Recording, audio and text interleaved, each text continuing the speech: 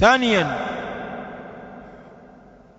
marhala ya pili, kwa maana kituo cha pili sasa katika zile hatua za zile sheria za mapigano, qitalu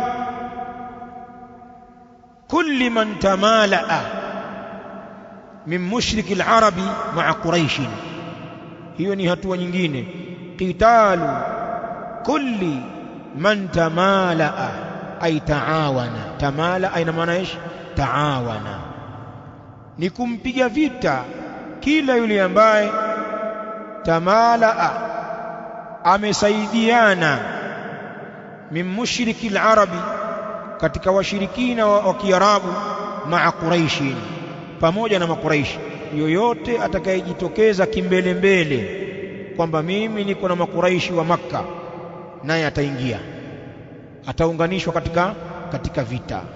Qitalu kulli man tamalaa min mushriki al-arabi ma'a quraish, ni kumpiga vita kila ambaye amesaidia au amesaidiana katika washirikina wa Kiarabu wasiokuwa makuraishi, ma'a quraish, waliosaidiana pamoja na makuraishi.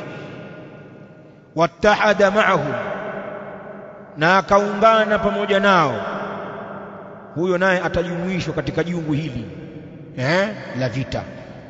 Wakadhalika kullu man tafarrada bil'itidai ala almuslimin, na vile vile kila ambaye amepwekeka kwa kufanya uadui ala almuslimin, juu ya Waislamu, min ghairi quraish, kutokea kwa wasiokuwa makuraishi. Hata kama kuna mtu mwingine si katika makuraishi, lakini naye amejielekeza kwenye kuwafanyia uadui Waislamu, naye pia huyo Waislamu watapambana naye kivyake vyake, sawa sawa. Thalitha, hatua nyingine ya tatu, qitalu man khana au tahayyaza lilmushrikin, ni kumpiga yule ambaye amefanya khiana,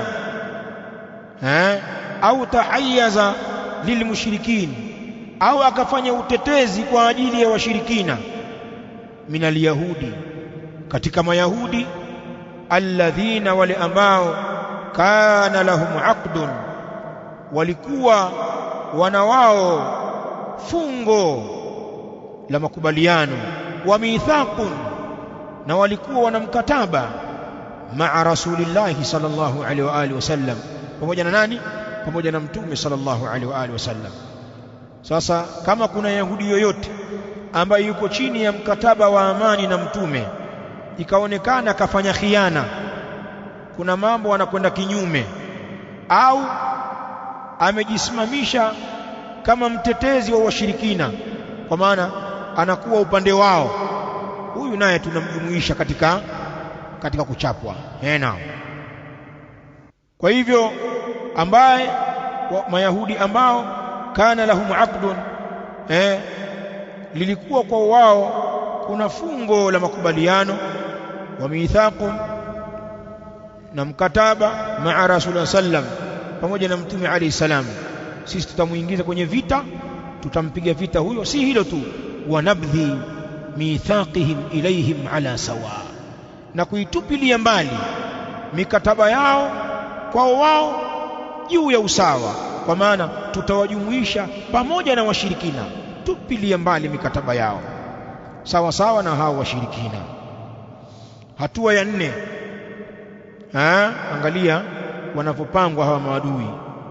Qitalu man badaa biadawati almuslimin, ni kumpiga vita kila yule ambaye ameanza uadui kwa Waislamu, mtu aliyewachokoza Waislamu na kuwachokoa.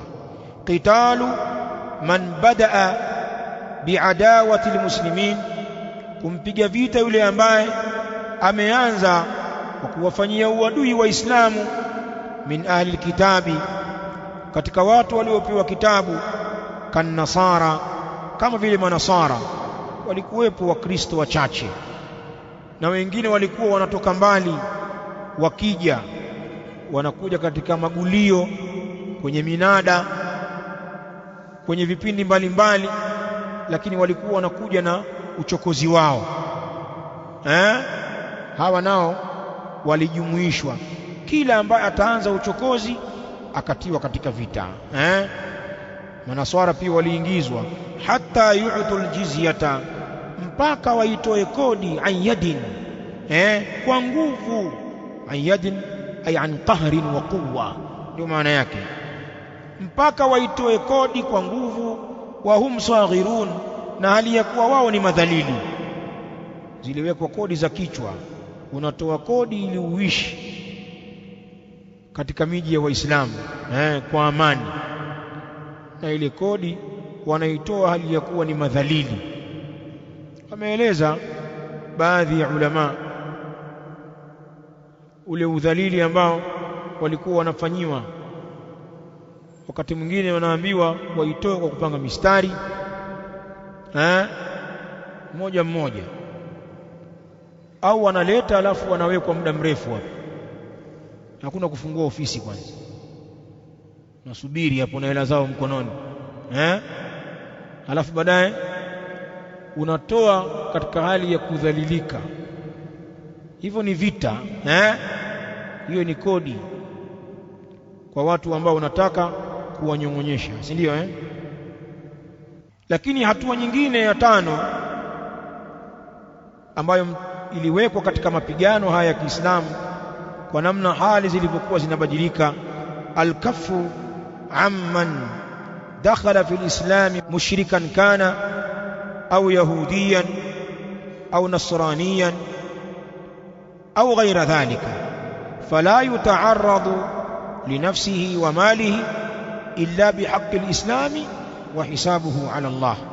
Kipengele kizuri hiki cha tano, alkafu amman dakhala fi lislam, ni kujizuilia kuhusiana na yule ambaye ameingia katika Uislamu, kujizuilia na wale watu wanaosilimu sasa, kutokuwakera wala kuwaudhi.